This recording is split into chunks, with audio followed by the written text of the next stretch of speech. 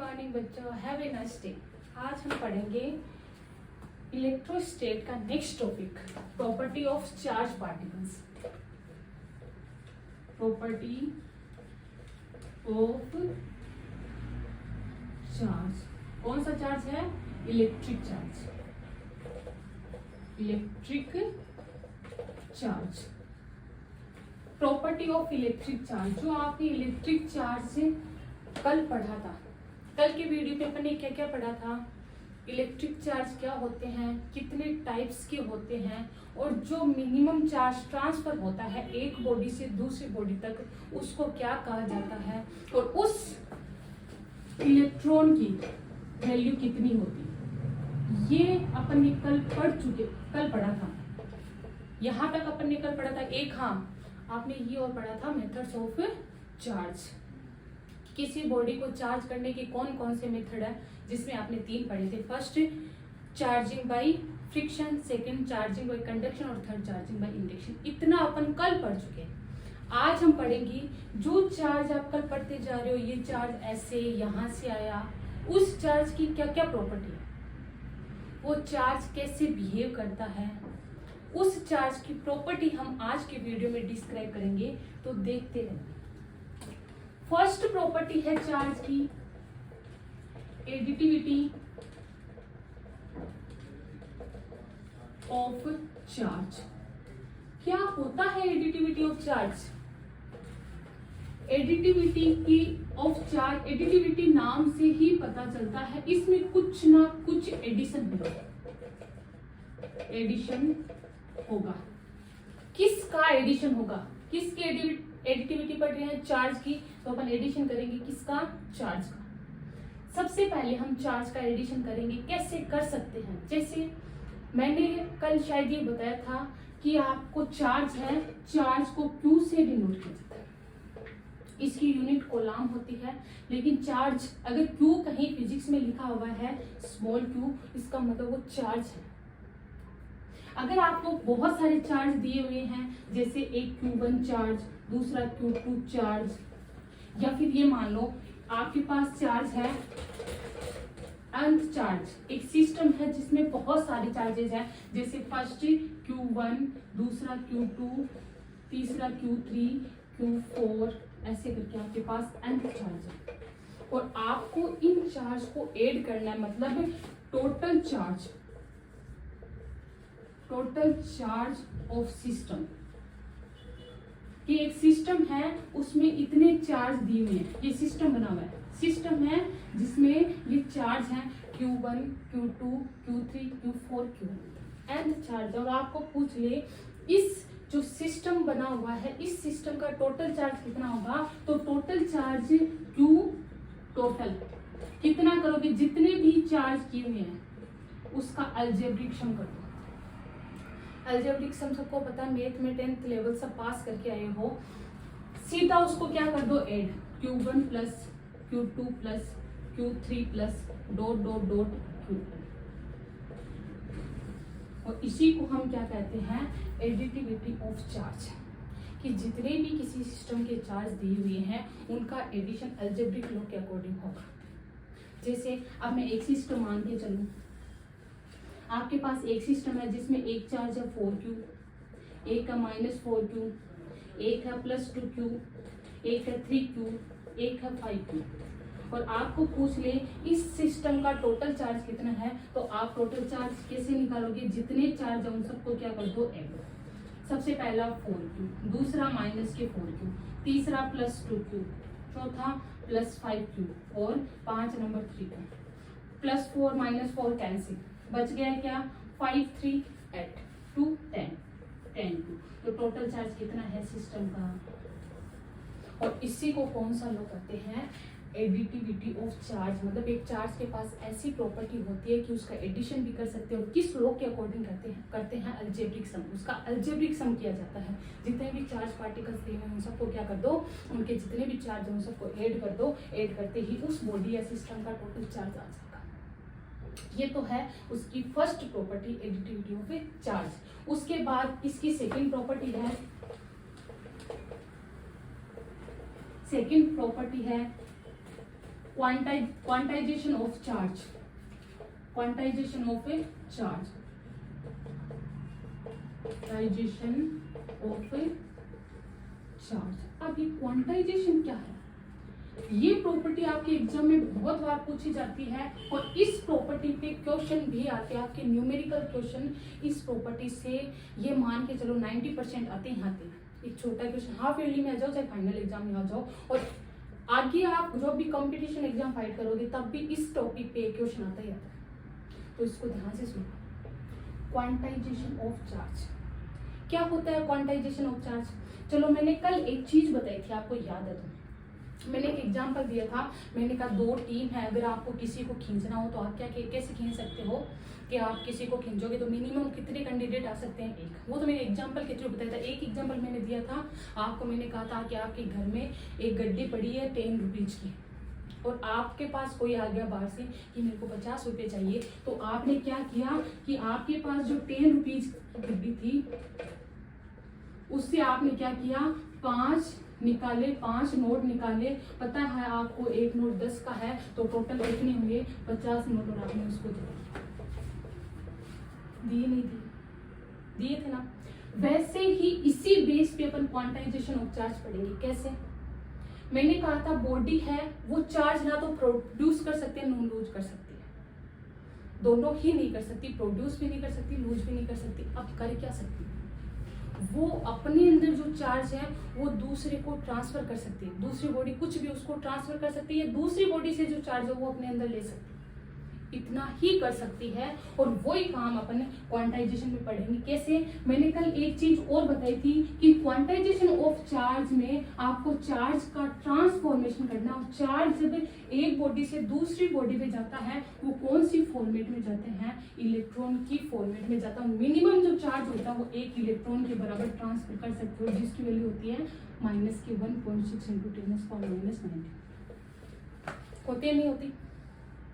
इतने चार्ज को आप मिनिमम मतलब सबसे स्टार्टिंग में मिनिमम वैल्यू आप उस चार्ज के एक बॉडी से दूसरी बॉडी तक क्या कर सकते हो? ट्रांसफर कर सकते हो। अब देखो, अगर आपको किसी भी बॉडी को चार्ज देना है, ये तो मिनिमम है, मैक्सिमम कितना हो सकता है? तो देखो, आप किसी बॉडी को या तो 1 इलेक्ट्रॉन के बराबर चार्ज दे सकते हो। चार्ज दे सकते हो कितना? 1 इलेक्ट्रॉन के बराबर। या उसको दे सकते हो कितने इलेक्ट्रॉन? 2 इलेक्ट्रॉन। या उसको दे सकते हो कितने इलेक्ट्रॉन? या उसको दे सकते हो कितने इलेक्ट्रॉन? 3 इलेक्ट्रॉन। या उसको दे सकते हो कितने इलेक्ट्रॉन? 4 इलेक्ट्रॉन। ऐसे करते करते आप कितने इलेक्ट्रॉन दे सकते हो? nth इलेक्ट्रॉन उस बॉडी को दे सकते हो। मतलब मैक्सिमम हुआ नहीं हुआ? इतने इलेक्ट्रॉन आप दे सकते हो। तो मैं लिख दूं Q बराबर, आप किसी बॉडी को Q कितने दे सकते हो? Ne। इतने इलेक्ट्रॉन दे सकते हैं। वेर n यहाँ पे क्या है? 1 भी हो सकता है, 2 भी हो सकता है, 3 भी हो सकता है, 4 भी हो सकता है, और अंत तक कितने भी हो सकते हैं। ठीक है मैडम, चार्ज दे दिए। अब मैंने एक चीज ये भी बताई थी, नेचर होता है चार्ज का। इस फॉर्मूले में ये अपना जो फॉर्मूला है ना, अब इससे क्या कह सकते हैं कि किसी भी बॉडी से n नंबर ऑफ इलेक्ट्रॉन्स लिए जा सकते हैं और n नंबर ऑफ इलेक्ट्रॉन्स लिए जा सकते हैं। मतलब जो इलेक्ट्रॉन होगा वो इंटीग्रल मल्टीपल होगा। इंटीग्रल मल्टीपल होगा मतलब n की वैल्यू इतनी इतनी हो सकती है। अब देखो, एक मैंने यहाँ पे एक चीज आपको कल ये बताई थी, अगर किसी बॉडी को इलेक्ट्रॉन देते हैं, जैसे इलेक्ट्रॉन पे हमेशा साइन कौन सा होता है? नेगेटिव। अगर किसी बॉडी से इलेक्ट्रॉन देते हैं तो इलेक्ट्रॉन जा रहे तो अपने साथ कौन सा चार्ज लेके जा रहे हैं? Negative charge. तो वह बॉडी जिससे इलेक्ट्रॉन निकल रहे हैं वो खुद पॉजिटिवली चार्ज हो जाएगी। जितने इलेक्ट्रॉन इससे जाएंगे, जैसे 2 इलेक्ट्रॉन यहाँ जैसे मैं बॉडी हूँ और मेरे से 2 इलेक्ट्रॉन निकल गए तो मैं क्या हो गए? 2 पॉजिटिव चार्ज क्या हो गए? रखने लगे। अब मेरे पास मैक्सिमम क्या कौन सी पॉसिबिलिटी होगी? पॉजिटिव चार्ज की। अगर मैं किसी बॉडी से गेन कर रही हूँ, 2 इलेक्ट्रॉन ले रही हूँ, इसका मतलब नेगेटिवली चार्ज होगी। इलेक्ट्रॉन आने पर बॉडी क्या होती है? नेगेटिवली चार्ज, और इलेक्ट्रॉन जाने पर पॉजिटिवली चार्ज होती है। इसीलिए यहाँ पे 2 साइन लगाते हैं, प्लस माइनस। प्लस ये बताएगा कि अगर टोटल चार्ज प्लस Ne आ रहा है, इसका मतलब उस बॉडी से चार्ज निकले हैं और अगर माइनस एन ई आ रहा है मतलब चार्ज नेगेटिव में आ रहा है, इसका मतलब उस बॉडी के पास चार्ज आया है। और इसी फॉर्मूले को क्वांटाइजेशन ऑफ चार्ज कहते हैं। इसी रूल को क्वांटाइजेशन ऑफ चार्ज के नाम से जाना जाता है। और मैंने कहा था कि इस फॉर्मूले पर आपके पास क्वेश्चन भी बहुत सारे आते हैं, और वो क्वेश्चन आज मैं एक दो एग्जांपल के थ्रू एक दो बता दूं, उसके बाद आप प्रैक्टिस करना।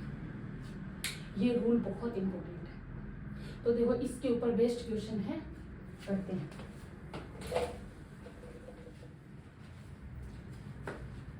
अपना क्वेश्चन क्या है? ए पॉलीथीन पीस रब्ड विद वूल। एक पॉलीथीन पीस है, वो रब्ड किया जाता है किससे? वूल क्लॉथ से। It found to have a negative charge of 3 × 10⁻⁻7 coulomb. और वो कितना चार्ज गेन करता है? 3 × 10⁻⁻7 कूलम। इतना चार्ज इस पॉलीथीन पीस के पास आ जाता है। Estimate the number of electron transfer. कितने नंबर ऑफ इलेक्ट्रॉन्स का ट्रांसफर हुआ?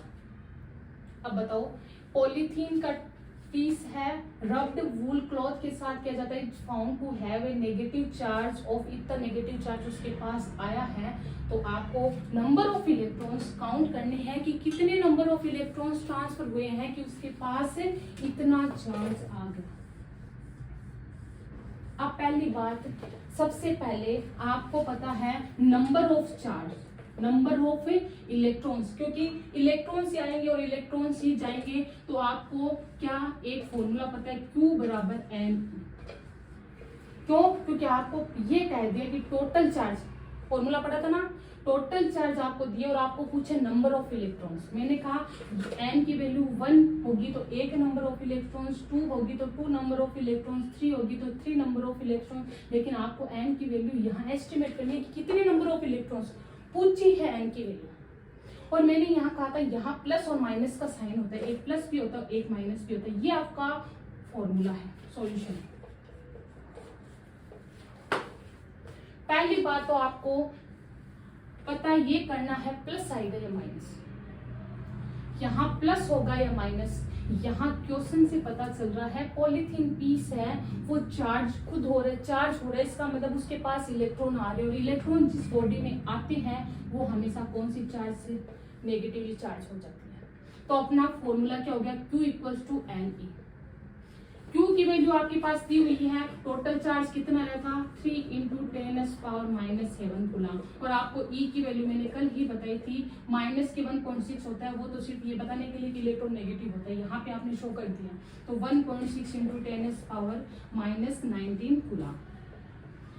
दोनों वैल्यू आप पुटअप कर दो, आपको नंबर ऑफ इलेक्ट्रॉन्स मिल जाएंगे, कितने बॉडी के पास ट्रांसफर हुए। तो Q की वैल्यू कितनी है? 3 × 10⁻⁻7 इक्वल n की वैल्यू आपको कैलकुलेट करनी है, और इसकी वैल्यू 1.6 × 10⁻⁻19।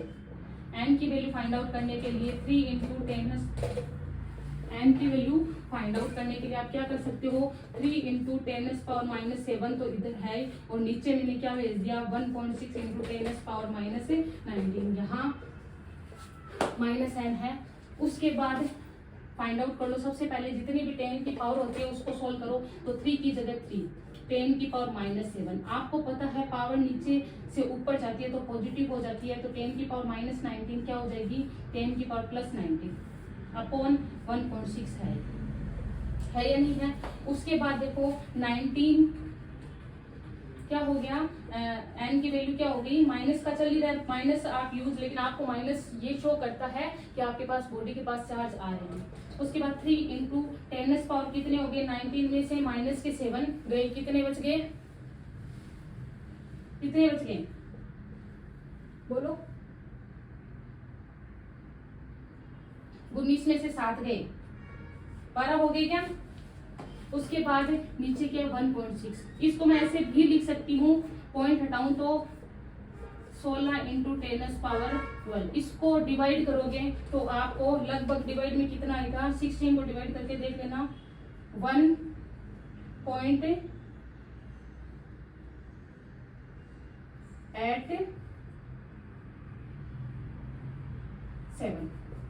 10⁻12 है। ये आपका क्या हो जाएगा? आंसर। तो ऐसे क्वेश्चन अगर आपके पास आए तो आप कर सकते हो।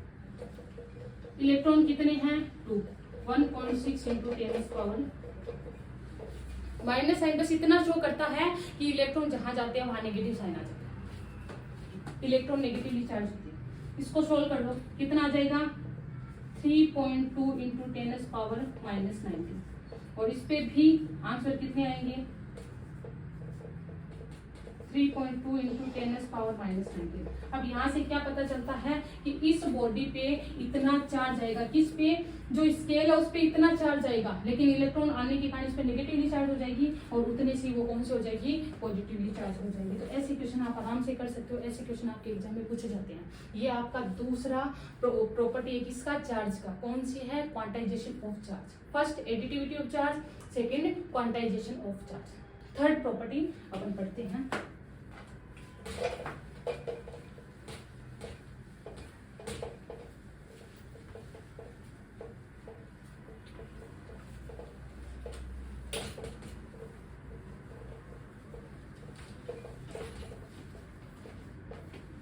ऑफ चार्ज,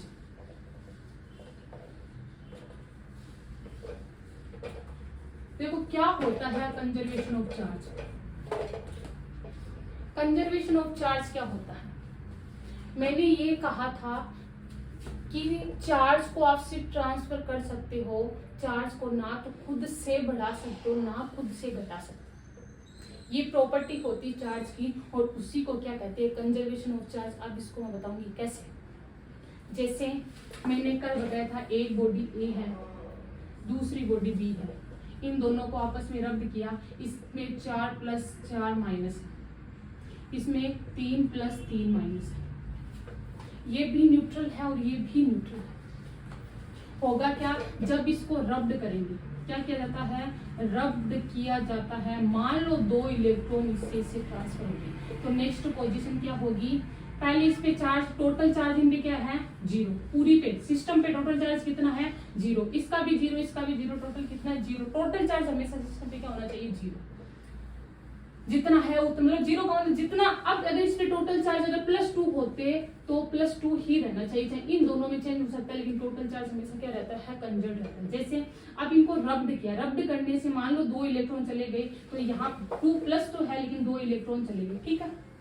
यहाँ +3 -3 है लेकिन 2 इलेक्ट्रॉन आ गए। अब देखो यहाँ क्या हुआ, कितने बच गए, 2 पॉजिटिव, 2 नेगेटिव है, 4 पॉजिटिव है, तो 2 पॉजिटिव बचे नहीं बचे, और यहाँ पे 2 नेगेटिव बचे, है या नहीं है ना। अब भी टोटल चार्ज कितना है, 0। इस बॉडी पे कितना है, प्लस का 2e, और इस बॉडी पे कितना है, माइनस के 2e, लेकिन अब भी टोटल चार्ज कितना है, 0। तो किसी भी बॉडी पे टोटल चार्ज रिएक्शन से पहले और रिएक्शन के बाद हमेशा क्या होना चाहिए, सेम। रिएक्शन से पहले क्या था, टोटल चार्ज 0, रिएक्शन के बाद भी दोनों बॉडी आपस में अलग अलग चार्ज हो गई, लेकिन अब भी टोटल चार्ज कितना है, 0। इसी को क्या कहते हैं, कंजर्वेशन ऑफ चार्ज। इसका एक एग्जांपल देती हूँ, वो एग्जांपल आप देखते, इसके बाद समझ जाओ कि कंजर्वेशन ऑफ चार्ज क्या है। जैसे यूरेनियम का नाम सुना है ना, radio active, 92 atomic mass, atomic number. जब रिएक्शन होती है, ये थोरियम प्लस हीलियम में टूट जाता है। थोरियम कितने पे, 90 पे, 234, ये 2 पढ़ा हुआ आपका। अब देखो रिएक्शन से पहले कितने चार्ज, 92 है या नहीं है, और रिएक्शन के बाद 90 प्लस 2, 90 कन्वर्ट हो गए, लेकिन टोटल चार्ज अभी भी क्या है, सेम। इसी को क्या कहते हैं, कंजर्वेशन ऑफ ए चार्ज। उसके बाद ये तो 3 प्रॉपर्टी जो मोस्ट इंपोर्टेंट प्रॉपर्टी है। 2 प्रॉपर्टी मैंने वैसे कल बता दी थी, लेकिन आज और उसको एक्सप्लेन कर देती हूँ। मैंने कहा था 2 चार्ज कौन से, दोनों पॉजिटिव भी हो सकते हैं, दोनों नेगेटिव भी हो सकते हैं, एक पॉजिटिव और एक नेगेटिव भी हो सकते हैं। मैंने कहा 2 सेम चार्ज हमेशा एक दूसरे को रिपेल करेंगे, रिपल्शन, रिपल्शन क्या करेंगे, 2 सेम चार्ज जहां भी होंगे वो रिपल्शन शो करेंगे, और अपोजिट चार्ज हमेशा अट्रैक्शन शो करते हैं। ये आपने कल ही देखा था, तो एक ये फोर्थ, एक ये ये 5 प्रॉपर्टी चार्ज की याद रख लेना, जो क्या कहलाती है, फंडामेंटल प्रॉपर्टी ऑफ चार्ज।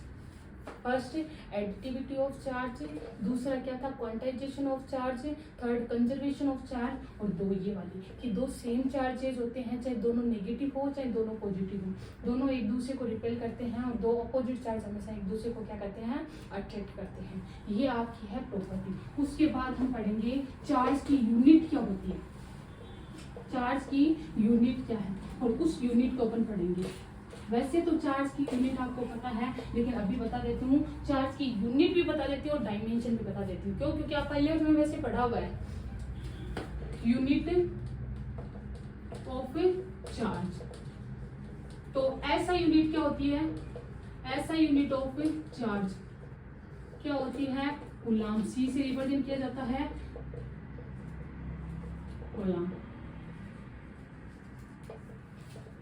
और सीजीएस यूनिट, सीजीएस क्या होती है,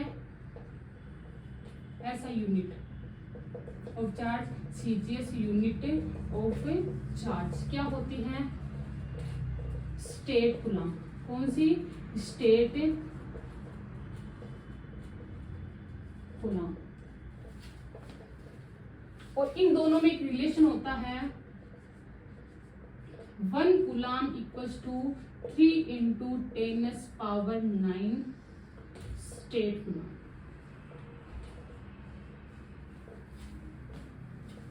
एक कूलाम में इतने स्टेट कूलाम होते हैं। डायमेंशन में निकाल सकते हो, डायमेंशन, डायमेंशन क्या होती है, चार्ज इक्वल्स टू क्या होता है, आई, चार्ज इक्वल्स टू क्या होता है, आई अपॉन टी, क्योंकि flow of charge per unit time ये आपका पढ़ा हुआ है, I equals to Q upon T. ये डेफिनेशन पढ़ी हुई है ना, flow of charge per unit time, उसी को क्या कहते हैं, करंट। इससे ये बना लिया। अब क्यू की जगह क्यू, आई को किस में, आई को किस में मेजर किया जाता है, एम्पियर में, और टी को सेकंड, या फिर टी को अपन क्या करते हैं, टाइम। तो क्या हो जाएगा, A1 T1, ये क्या हो जाएगी, डायमेंशन।